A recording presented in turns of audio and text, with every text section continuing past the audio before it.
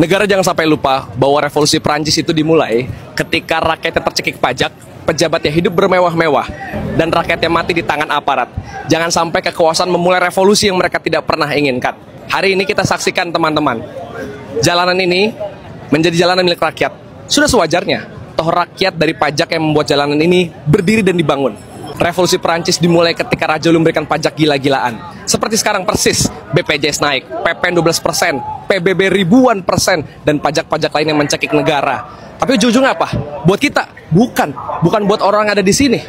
Buat DPR yang tunjangannya naik, menteri yang dapat komisaris, pejabat yang bermewah-mewahan, uang dinas, hotel mewah, mobil dinas. Bukan buat kita, tapi buat mereka korup dan buat mereka hidup bernyaman-nyamanan. Kedua, hidup pejabat ketika era Raja Louis dan istri Marie Antoinette mandi susu, makan makanan mewah, rakyatnya mati kelaparan. Persis seperti sekarang ketika dulu penjara Bastille terjadi, rakyat banyak mati karena kebijakan Raja Louis. Itu persis terjadi sekarang teman-teman semua. Kemarin ada driver ojol meninggal di tangan aparat. Nggak cuma sekali seperti terjadi, banyak kekerasan terjadi di tangan aparat. Seorang anak kecil bernama Rakyat tidak bisa membeli obat cacingan, dan juga banyak orang-orang yang mati tangan kebijakan negara. Sekarang ketika negara kaget apa yang terjadi, mereka harusnya nggak heran. Mereka lah yang mulai revolusi itu. Rakyat hanyalah orang-orang yang marah yang sedang menagih hak mereka. Jangan sampai lagi-lagi negara mendapatkan revolusi, kekuasaan, mendapatkan hukuman yang mereka tidak pernah inginkan. Hati-hati semuanya. Udahlah Pak Prabowo, nggak usah banyak pidato ini itu. Pecat petinggi Pak Polri, pecat. Itu aja tuntutannya. Kalau tuntutannya tidak dipenuhi, ini demo bakal terus-terusan. Polisi Bapak itu bobrok. Jangan sampai ya gara-gara polisi bobrok itu orang-orang juga jadi membenci Pak Prabowo. Orang-orang juga banyak yang benci Pak Prabowo. Tapi kalau Pak Prabowo tingkahnya kayak gini, makin banyak orang yang benci sama presidennya. Assalamualaikum warahmatullahi wabarakatuh. Aksi demonstrasi ya, mulai dari kemarin sampai hari ini melebar ke berbagai daerah. Dan ini benar-benar Prabowo diminta oleh masyarakat dan netizen untuk bersuara. Ya, jangan hanya minta maaf dan diam begitu saja. Jadi banyak masyarakat meminta Prabowo itu bersuara ya, berbicara secara konkret tentang solusi untuk negara ini dan tuntutan dari masyarakat, yaitu seperti mencopot Kapolri ya karena dinilai tidak bisa bertanggung jawab di saat kemarin memakan korban jiwa. Belum lagi di Makassar ya ada 3 orang yang meninggal dunia dan kebakaran kita lihat di mana-mana. Dan ini keadaan negara kita ini sangat genting sekali kalau Prabowo tidak segera mengambil tindakan seperti yang dimaukan oleh masyarakat dan rakyat ya. Masa aksi demo yaitu meminta Ahmad Sahroni, Uya Kuya, dan Eko Patrio yang menjadi buronan pendemo untuk segera minta maaf MKD, Majelis Kehormatan DPR, untuk segera memecat Eko Patrio, Sahroni, Uya Kuya, karena ini dinilai bisa meredam emosi masyarakat. Karena gara-gara orang inilah ya akhirnya terjadi kekacauan di mana-mana. Nah, tidak hanya itu saja ya dari netizen, supaya undang-undang perampasan aset segera disahkan ya. Dan ada beberapa tuntutan lainnya dari netizen ya. Coba kita lihat ya videonya. Sekarang kalian mengatakan bahwa kita akan mendengarkan aspirasi dari masyarakat.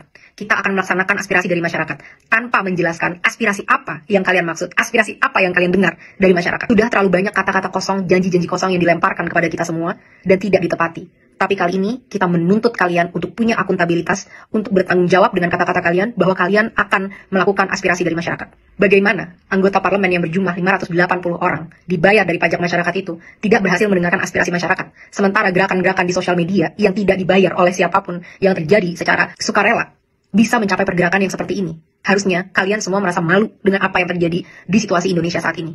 Akan kita perjelas apa tuntutan kita. Kita mau kalian bertanggung jawab dan bertingkah sesuai dengan apa yang kalian janjikan. Kali ini kalian tidak bisa lari dan tidak bisa berkilah lagi, karena aspirasinya sudah sangat jelas dari masyarakat. Pada sebelum 5 September pukul 23.59, ini adalah 12 hal yang kita tuntut dari kalian kalau memang kalian mau menunjukkan bahwa kalian masih berpihak kepada masyarakat. Pertama, sahkan rancangan undang-undang perampasan aset sekarang juga, sebelum 5 September tengah malam.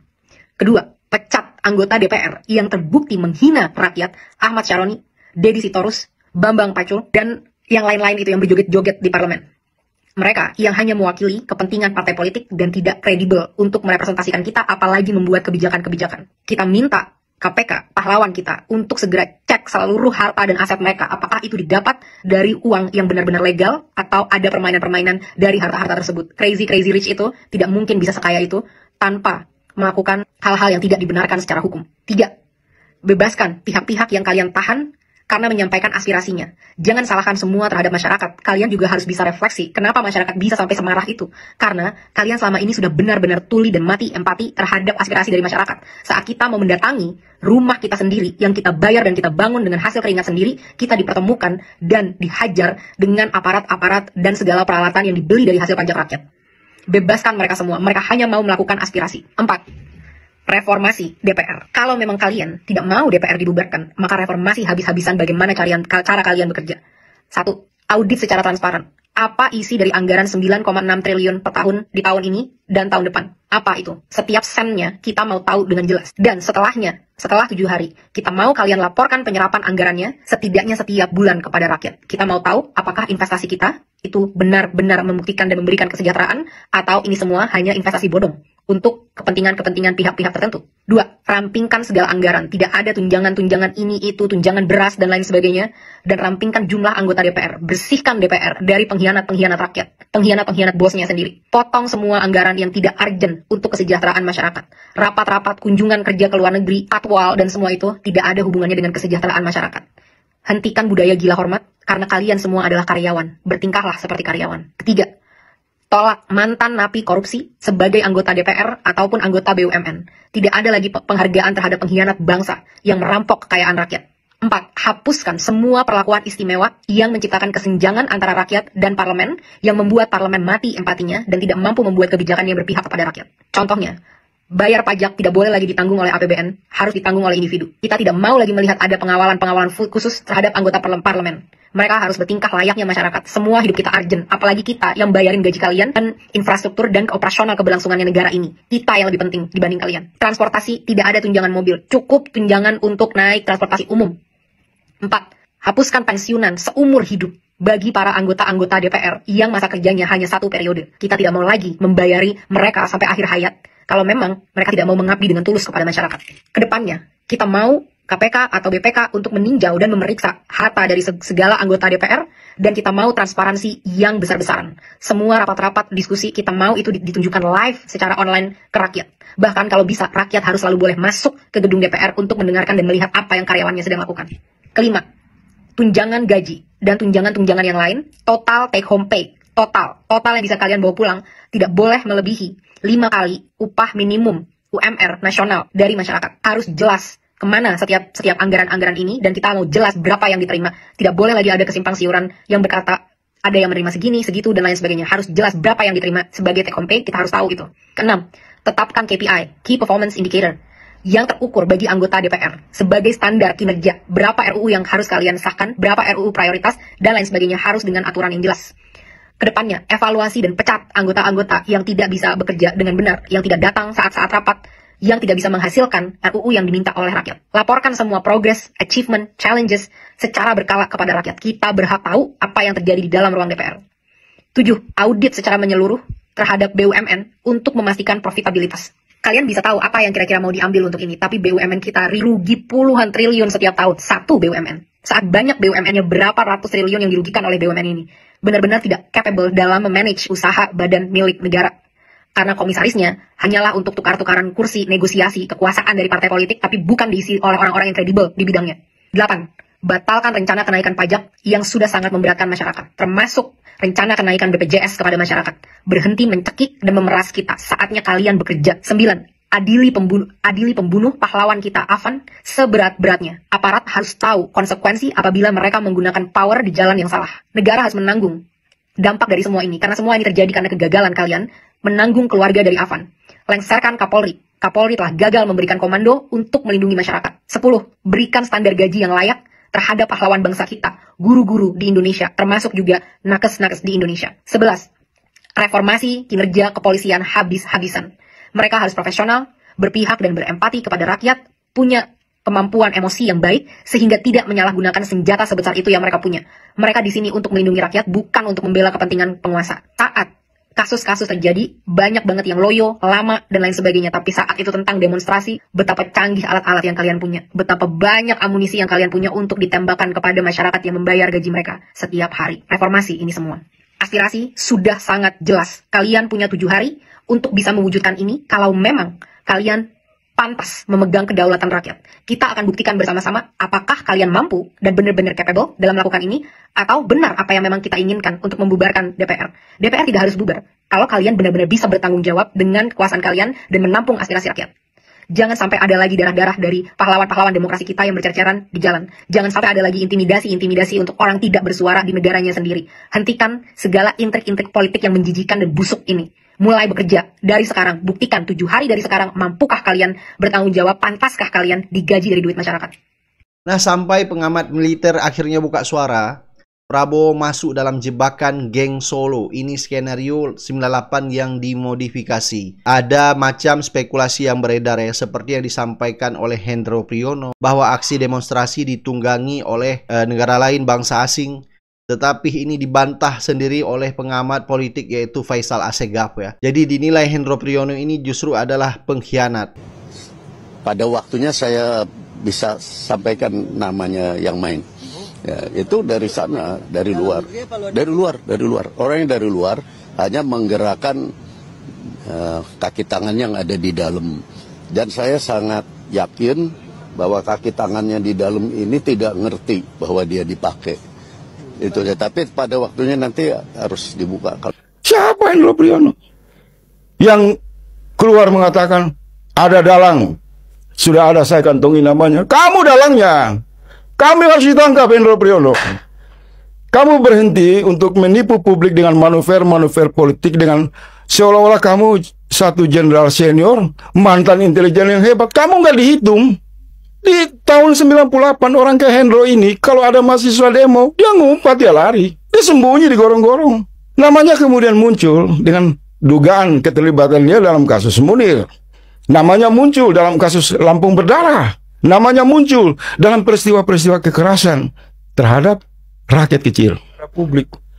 Demo-demo ini, kerusakan ini, seluruh peristiwa yang terjadi hari ini tidak lepas dari salah urus kepemimpinan Presiden Jokowi. Maka esensinya kerusakan negara, kerusakan politik, kerusakan demokrasi, dalangnya adalah Jokowi. Pak Prabowo, orang-orang ini bukan orang dituangi asing, bukan orang dibayar koruptor. Mereka orang-orang resah, orang-orang yang marah, orang yang cinta Republik ini, Pak Prabowo.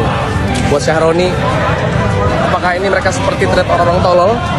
Di hari kerja, hari sekolah, hari kuliah, mereka turun ke jalan, menyuarakan keadilan, menyuarakan ketersenjangan yang terjadi. Rakyat tercekik pajak, pejabatnya bermewah-mewah. Rakyat dipalak pajak, pejabatnya dapat komisaris. Pejabatnya dilindungi mobil-mobil mahal, kabur ke luar negeri. Rakyatnya kena gas air mata. Apakah ini yang dibilang dituangi asing, yang dibilang gak cinta negeri, yang dibilang tolol? Bagi gue, ini tidak terlihat seperti orang tolol. Yang tolol adalah mereka para pejabat yang bikin ulah, bikin statement-statement jahat, membunuh rakyat sendiri, dan malah kabur, gak bertanggung jawab. Itu yang tolol. Rezim ini sedang kehilangan rasa. Pejabatnya banyak yang asal bunyi, menebar kekerasan verbal, sok bosi, dan seolah-olah tidak peduli pada rakyat yang sedang susah. Ada yang joget-joget di panggung, ada yang bercanda murahan di TV, ada pula yang berlagak jadi bangsa besar, padahal tidak bisa menjaga perasaan rakyat. Itu bukan sekedar tidak sopan, itu menari di atas penderitaan rakyat. Rakyat sedang ketar-ketir menghadapi kesulitan ekonomi, tapi yang ditampilkan penguasa justru bahasa arogan dan sikap meremehkan. Nasi sudah jadi bubur sekarang. Kalau Presiden Prabowo mau serius meredam kegaduhan, tidak cukup dengan meminta maaf atas korban demo, tapi minta maaf atas seluruh sikap, tindak tanduk, dan ucapan para pejabatnya yang sudah melukai hati rakyat. Dan maaf itu tidak boleh berhenti di kata-kata. Harus ada tindakan nyata. Kalau serius ingin memulihkan kepercayaan publik, ganti Kapolrinya. Itu bentuk pertanggungjawaban atas tindakan represif aparat dan korban meninggal di lapangan. Sebab negara seharusnya hadir untuk melindungi rakyat, bukan menakuti rakyat. Kalau tidak, rezim ini harus bersiap menanggung sendiri resikonya. jangan pernah main-main dengan kedaulatan rakyat. Presiden Prabowo harus hati-hati. Kemarahan rakyat itu akan mencapai puncaknya. Ini sebetulnya tinggal mencari apa sih pemicunya. Sebab ketidakadilan, ketimpangan, pelanggaran hukum itu terjadi di depan mata kita yang dilakukan secara terang-terangan. Sebut saja, Undang-Undang BUMN melarang pejabat pemerintah menjabat ya sebagai direksi komisaris BUMN. Presiden langgar dengan mengangkat Menteri Investasi menjadi Direktur Dana Tara, mengangkat Wamen menjadi komisaris, menjadi direktur di BUMN. Pelanggaran yang sangat amat serius. Ya. Nah, yang kedua, kita perhatikan ya. Menteri-menteri pembantu presiden ini banyak ya yang diduga kuat ya terlibat korupsi. Ya, sudah dipanggil jaksa, ya, sudah disen KPK segala macam. Tapi dibiarkan saja begitu. Ya. Yang ketiga, menteri-menteri pembantu presiden ini banyak yang tidak pintar kerja, pintar bikin masalah, bikin pernyataan-pernyataan yang buat rakyat marah. Ya. Dan mereka-mereka ini ya selalu mengorkestrasi kemewahan, ya.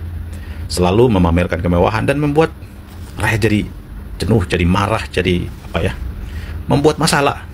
Nah, yang ketiga, ya, DPR, ya, gajinya, tunjangannya, segala macam yang nggak jelas itu, kalau nggak dihapus, ya, kalau nggak dihapus, saya yakin rakyat akan tambah marah, ya. Yang keempat, pajak-pajak yang dinaikkan itu, ya, mulai dari PBB, retribusi, ya, pajak-pajak yang lain yang menyusahkan rakyat, kalau nggak diturunkan, nggak diperbarui, yang membuat rakyat mudah dan justru membiarkan itu dan menyulitkan rakyat di tengah ekonomi lagi terpuruk, di tengah daya beli yang rendah, ya, di tengah sulitnya lapangan pekerjaan. Ini bisa buat rakyat tambah marah, ya. Jadi jangan sampai ada penumpang-penumpang gelap, ada orang-orang yang memiliki niat busuk memanfaatkan momentum ini bisa meluas kemana-mana. Maknai protes, demonstrasi yang dilakukan oleh adik-adik mahasiswa maupun kelompok-kelompok pro-demokrasi itu adalah sebuah wujud kecintaan terhadap negara. Adalah sebuah wujud kecintaan terhadap pemerintahan. Mereka ingin presiden bertindak sesuai kehendak rakyat. Ya, apalagi memberi penghargaan kepada saudaranya, koleganya, kepada koruptor. Nah, ini bikin tambah marah. Jadi orang makin hari kemarahannya ditumpuk, ya. Dan kalau ini meledak, saya kira tidak akan bisa diantisipasi oleh kekuatan apapun. Sebab saya sudah berulang kali katakan, kekuatan rakyat itu tidak bisa dihadapi dengan kekuatan apapun. Konstitusi sekalipun tidak bisa melawan kehendak rakyat. Bacot lu Puan Maharani, bacot, tahu bacot nggak lu? Kemarin kemana aja lu, ha? Sekarang semuanya udah chaos, udah ada korban jiwa. Emang cuma minta maaf doang nyawa bisa balik lagi? Gue tanya. Emang cuma minta maaf doang nih korban luka-luka bisa sembuh lagi? Bisa langsung sembuh gitu? Lu bacot lu. Benci gua sama DPR. Semua ini gara-gara DPR. Kalau DPR kerjanya bener, nggak bakalan ada korban jiwa sampai kayak gini.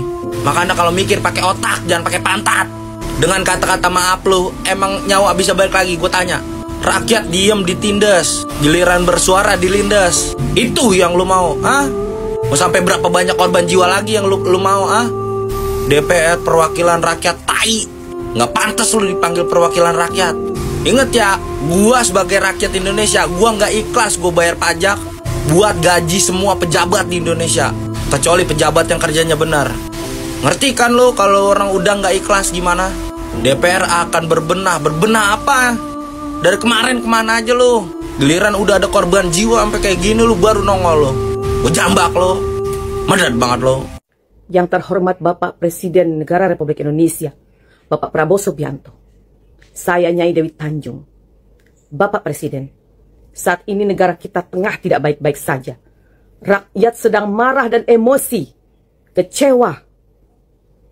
Dan permintaan rakyat adalah copot Kapolri Listio Sigit, digantikan dengan jenderal-jenderal yang berintegritas, yang betul-betul melindungi rakyatnya. Rakyat kecil, membela bangsa dan negara dan tidak pro kepada salah satu kelompok.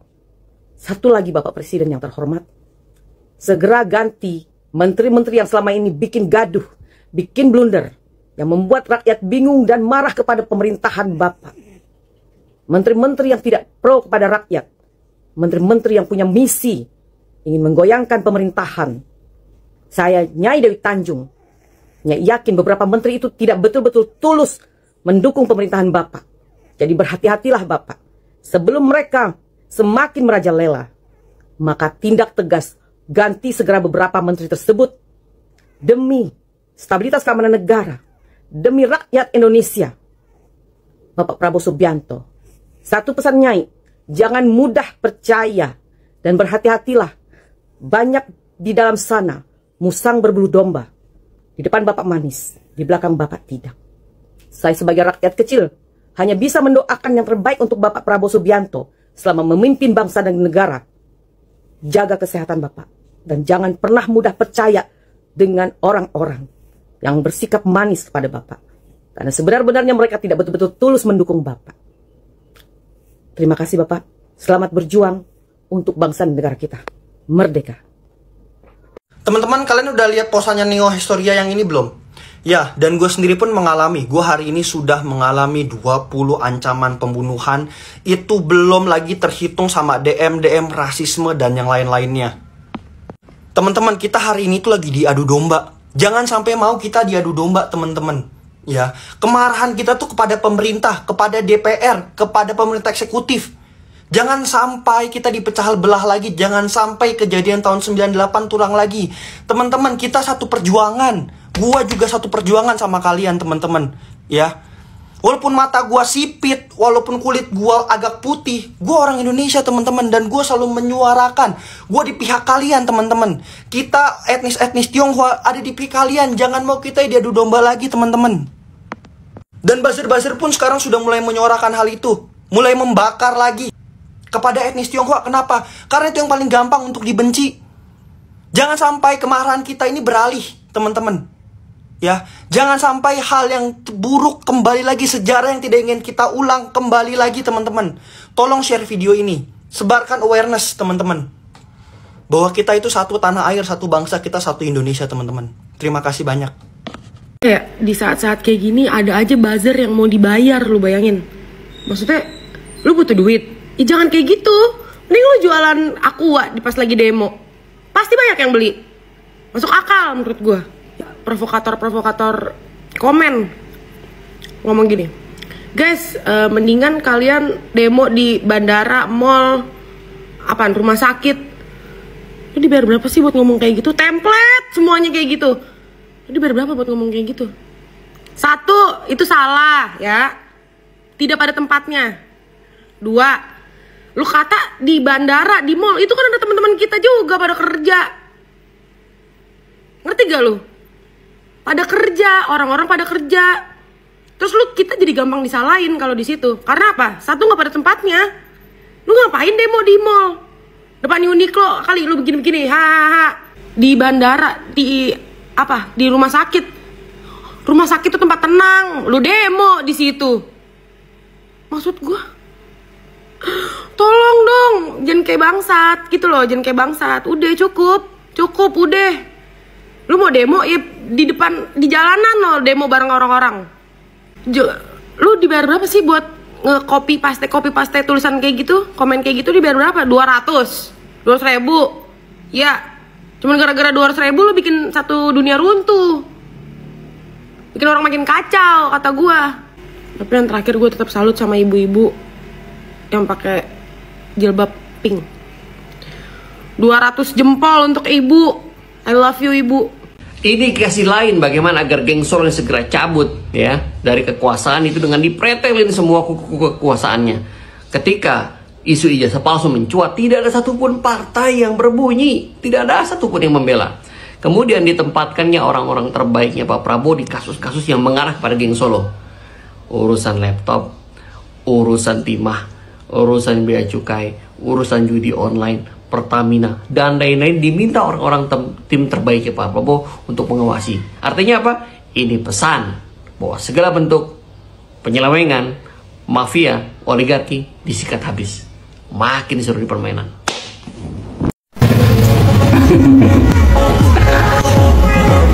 Disclaimer dulu ya, saya memang bukan pendukungnya Pak Prabowo dan saya juga tidak sepakat dengan banyaknya kebijakan dari pemerintahan Pak Prabowo yang banyak merugikan rakyat. Saya juga sangat tidak setuju dengan gaji dan sekaligus tunjangan yang diberikan oleh pemerintahan Pak Prabowo kepada para DPR. Tapi saya juga tidak mau apabila Pak Prabowo dilengsarkan dan digantikan oleh wakilnya. Anjing memang mereka memanfaatkan momentum ini hanya untuk kepentingan dirinya dan sekaligus keluarganya. Cancok. Jadi mengucapkan terima kasih ya kepada Pak Prabowo yang langsung merespon ya VT saya yang bertanya kemana Pak Prabowo. Pak Prabowo langsung merespon atas meninggalnya driver ojol Afan Kurniawan, dan saya melihat ini tulus. Saya melihat ini Pak Prabowo begitu. Ya. Cuman yang harus Bapak khawatirkan adalah orang-orang di sekeliling Bapak yang mengagendakan memberikan penghargaan kepada Puan Maharani dan kawan-kawan, serta ada mantan koruptor, ya, ratusan miliar, itu diberi penghargaan. Itu harus di Bapak cek deh, siapa yang bikin skenario agenda penghargaan itu. Karena itu sangat menjatuhkan nilai Bapak gitu loh. Ketika masyarakat berdemo, Bapak memberi penghargaan kepada mereka. Bapak seharusnya lebih aware. Ya, Bapak sekarang harus ditemanin iPhone, Bapak harus lihat sosmed terus deh. Bapak liatin sosmed 24 jam Pak lihatin. Di situ jelas, di situ jujur. Ya. Karena saya khawatir Pak, karena di VT-VT saya banyak banget buzzer-buzzer ternak Mulyono yang bilang bahwa udah turunkan saja Pak Prabowo. Maksudnya apa? Maksudnya biar Gibran naik gitu, jadi presiden. Saya sangat nggak setuju Pak. Anak haram konstitusi itu yang udah Bapak ambil untuk mendampingi Bapak, saya nggak setuju kalau dia diangkat jadi presiden. Dengan kapasitas minimalis seperti itu, saya sangat nggak setuju. Saya sangat nggak menerima kalau negeri ini dipimpin sama generasi cungkring lagi. Ya, hati-hati Pak, orang di sekeliling Bapak itu sama saja dengan orang-orang pada saat era 98. Di tengah keadaan negara yang sedang kacau, ada banyak binatang-binatang yang mau mencoba memanfaatkan situasi ini. Ini udah mulai tercium nih agenda untuk melengsarkan Pak Prabowo. Dan kalau sampai itu terjadi, maka si Fufu Fafa yang akan naik jadi presiden.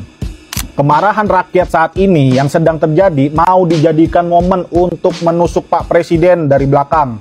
Dan kita sebagai rakyat harus satu suara, jangan terpecah. Ini udah bukan lagi soal pemilu lagi, bukan soal 01, 02 maupun 03. Tapi kita rakyat, di sini kita harus kawal Pak Prabowo sebagai presiden yang sah. Dan kita harus mendesak beliau untuk mengusut tuntas semua kekacauan di negeri ini. Dan buat lu Fufu Fafa, lu jangan coba memanfaatkan situasi ini. Jangan mimpi lu bisa gantikan Prabowo. Tai. Something bad about to happen to me.